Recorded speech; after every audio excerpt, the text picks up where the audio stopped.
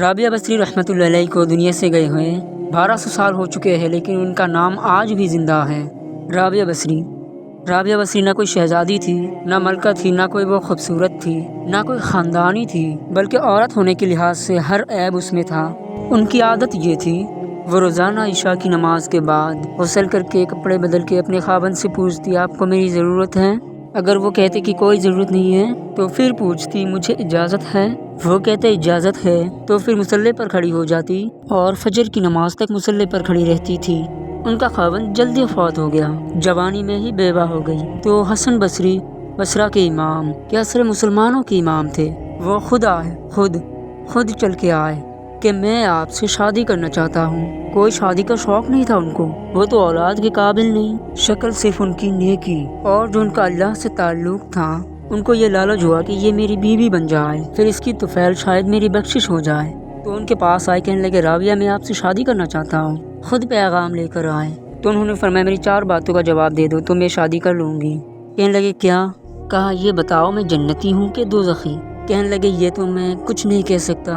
اچھا یہ بتاؤ، جب اللہ تعالیٰ قیامت میں اعمال نامہ اڑائے گا، کسی کے سیدھے ہاتھ میں آئے گا، کسی کے الٹے ہاتھ میں آئے گا؟ میرے سیدھے ہاتھ میں آئے گا کہ الٹے ہاتھ میں آئے گا؟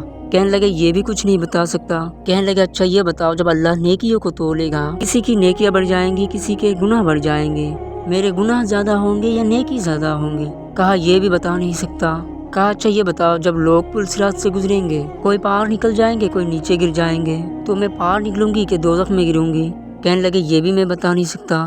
تو پھر فرمایا، اچھا جاؤ، مجھے تیاری کرنے دو، مجھے ان 4 باتوں کی تیاری کرنی ہے، میرے پاس شادی کرنے کا وقت کوئی نہیں ہے۔ جو اللہ سے دوستی لگا لیتے ہیں، اللہ دنیا ان کے لیے مسخر کر دیتا ہے، اللہ دنیا ان کے پاؤں میں ڈال دیتا ہے۔ اور جب ان کا انتقال ہوا، رات کو ان کا انتقال ہوا، اور اپنی خادمات سے کہا، بس 2-4 آدمی کو بلا کے مجھے جلدی سے دفن کر دو، کسی کو نہ بتاؤ، صبح لوگوں کو بتا دینا، اور مجھے کفن دینا میری اس چادر میں جس میں میں تہجد پڑھا کرتی تھی۔